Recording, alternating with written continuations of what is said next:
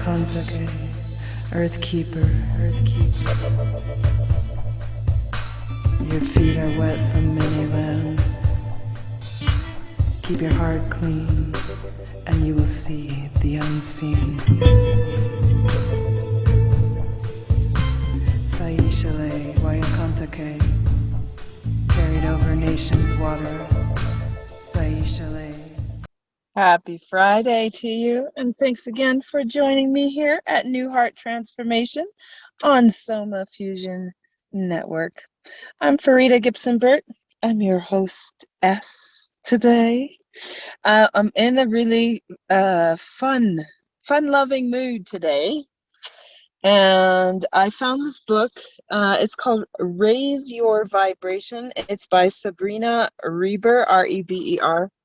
There's the cover.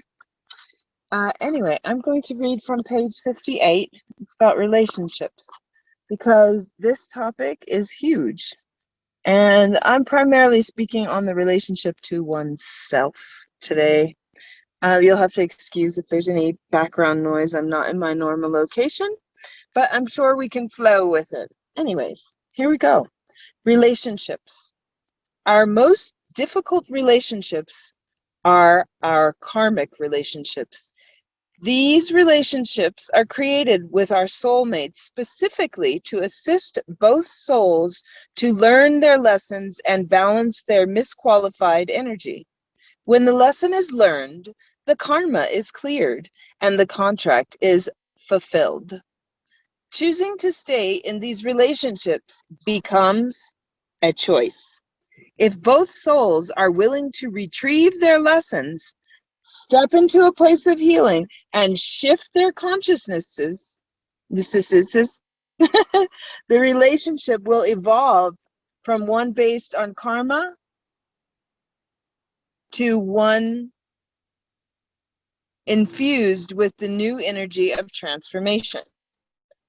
Well, unfortunately, both souls do not always choose to evolve and heal.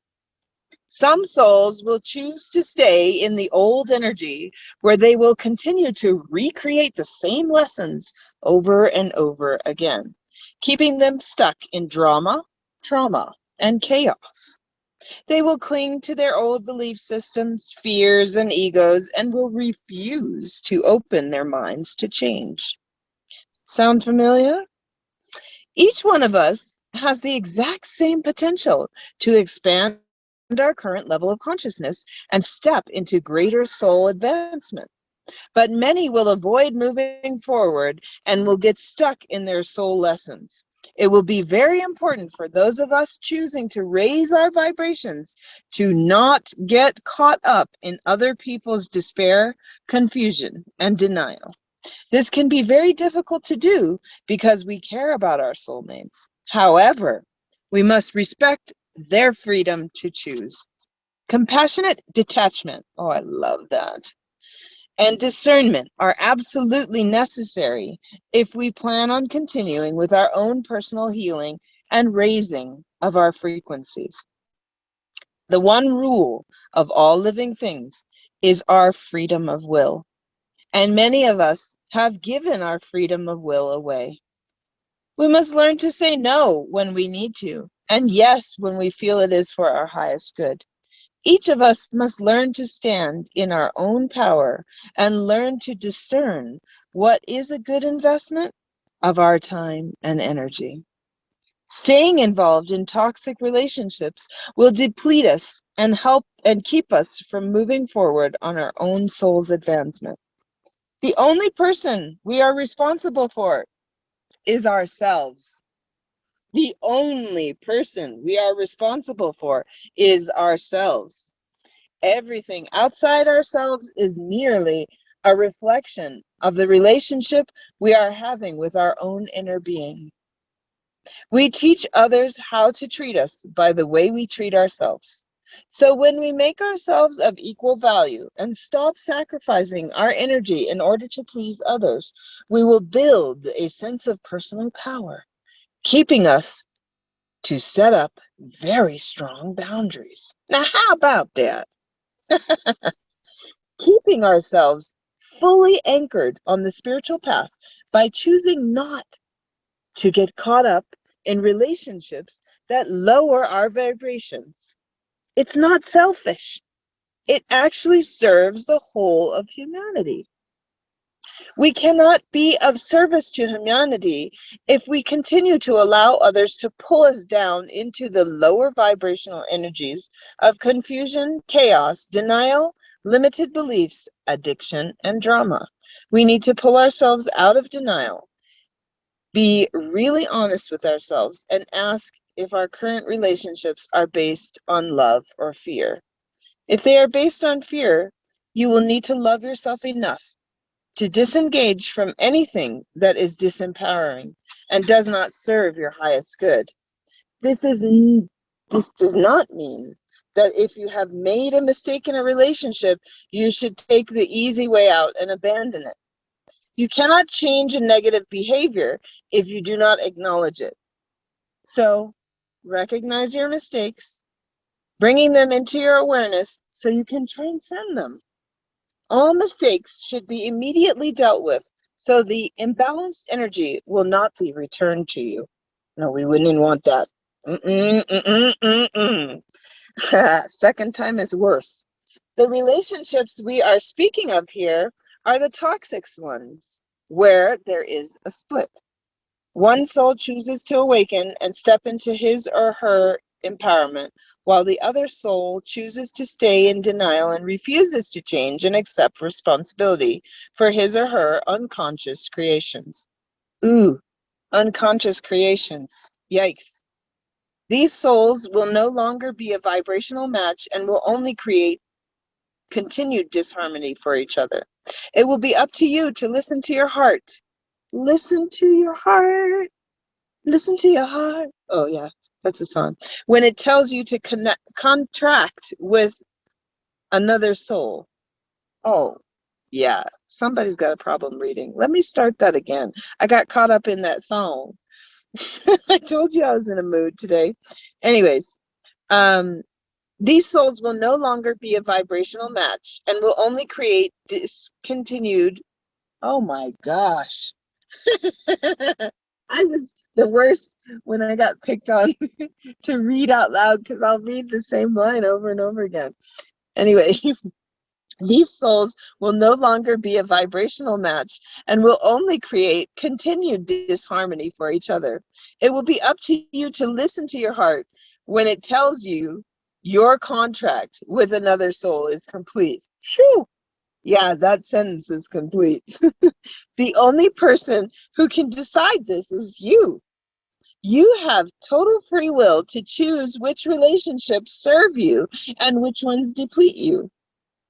Sometimes when we set a strong boundary with another soul and that person sees the changes we're making in our lives, it'll prompt them to make changes in their lives too. Pain can be a catalyst for transformation. If this relationship is meant to be part of your life, give it the space it needs to heal. Release it with love, knowing that it will be returned to you if it is for your highest good. The highest way we can be of service to others is to stay in the higher vibrations of love, joy, peace, compassion, forgiveness, and understanding, setting an example for others to follow. One person holding his or her mastery core and radiating this energy can transmute the fear energy of hundreds of people who choose to keep themselves in limitation and fear. That's so awesome. So set an example that others will want to follow. When we remain in the higher frequencies, we lift others up. Each of us will need to strive to stay in alignment with our spiritual selves. Listen to our hearts and choose not to allow other people's unconscious behaviors, motivated by their egos and shadow consciousnesses, to throw us out of alignment with our spiritual core. Stepping into a place of detachment, surrender, and allowance for our soulmates is absolutely necessary. They have free will and every right to choose to stay stagnant in their soul's involvement. it will become imperative to look at everything from a bigger perspective, not a human perspective, and know that there's always divine order and a bigger picture in every event that occurs. We are all on different conscious levels with the free will to choose whether we want to move toward the higher vibrations and divine union with our God selves, or stay stuck in the lower vibrations of egoic limitations. Sometimes it takes others more time and many more lives before they will finally surrender their egos to their God selves and move forward into enlightenment. So, there are a few questions that you can ask when you find yourself maybe spinning or struggling with this. One of them is this relationship, activity, thought, or belief for my highest good? Is this relationship, activity, thought, or belief a wise energy investment? Does this relationship, activity, thought, or belief enhance or deplete my light? Do I wish to integrate this relationship, activity, thought, or belief into my being? And finally, does this relationship, activity, or belief contract my energy through fear or expand my energy with love? That is so sweet. And the other thing, just to add to that, what I was thinking today is a really powerful exercise. And it's kind of spoke of this with like the fact that our relationships mirror what's going on inside and what we need to work on. So did I say mirror, mirror, mirror, mirror, mirror? I have this lovely mirror, and it's a handheld. It's an old handheld mirror, and I recommend you grabbing a mirror and looking at yourself. Oh, gazing at your beautiful self in that mirror. Take a deep breath and just gaze in that mirror. You'll notice where your mind takes you. You'll notice that you might start getting blurred vision and see things in that mirror.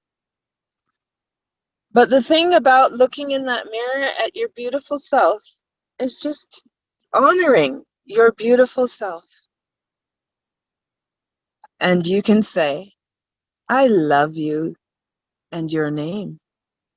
I love you and your name. I love you and your name. And just smile at yourself and feel that in your heart space. When you tell yourself, I love you, and you're looking at yourself in that mirror and you're saying, I love you. How beautiful is that?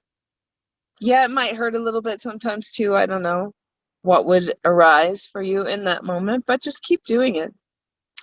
You can also say, I forgive you, and put your name in there. I forgive you, and put your name in there. I forgive you. Insert your name. And keep gazing at yourself and smiling and looking at those things in the mirror that you see on yourself that you like. Loving and forgiving, and now thanking yourself. Thank yourself. Thank yourself. And smile again at your beautiful self in that mirror as you thank yourself just for being you and being here and making the effort to look in the mirror and smile and say, I love you. I forgive you. I thank you. It's quite an experience.